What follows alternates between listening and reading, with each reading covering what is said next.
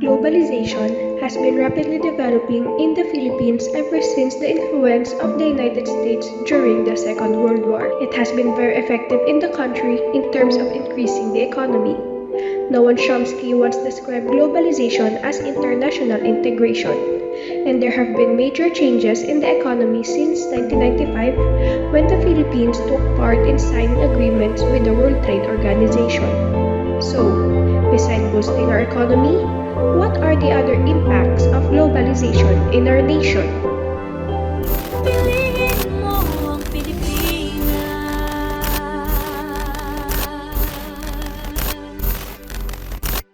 It's more fun in the Philippines, they say.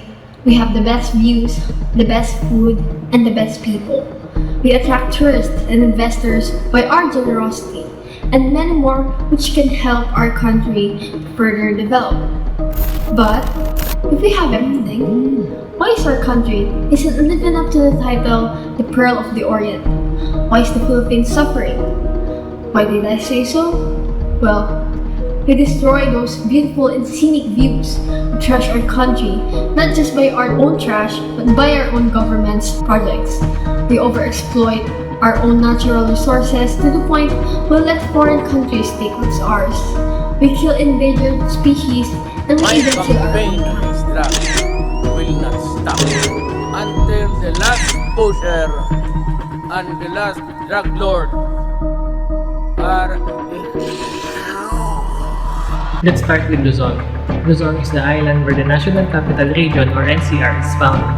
NCR being one of the three defined metropolitan areas in the Philippines can surely show globalization. From the high buildings to the tiniest houses, the malls which are flooded by the rich and greedy masses, the artificial nature to the destroyed nature, this can be seen by the government's White Sand of Manila project. The Philippines is It's not just the government that's to be blamed, where there has been an attempt to beautify something that isn't natural despite the global pandemic, but also us ordinary citizens who consume goods and products that are transported internationally, which will ultimately end up in our local landfills, in this case, in our local river, the Pasig River. Now, let's go to Visayas. I've already mentioned overexploitation and it's because of globalization. The Visayas face an unavoidable crisis if it were not for us. The Philippines is According to the Forest Management Bureau, in the year 1960, the Philippines was one of the biggest exporters of wood in the global market. However, in the year 2005, production has been declining because of the extensive illegal logging project in the forest. Last but not the least, let's go to the island of Mindanao. Even though there's a lot of advantages, there have also been disadvantages of globalization in the Philippines. Due to intense of exchange of goods, people and the environment also suffer. In the country alone, its impact can easily be seen, especially in our surroundings.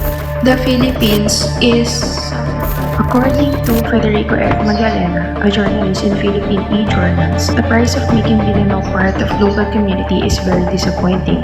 Its abundant vegetation and our natural habitats have quickly got destroyed and vanished. Worse, this ecological problem has backfired and affected our environment.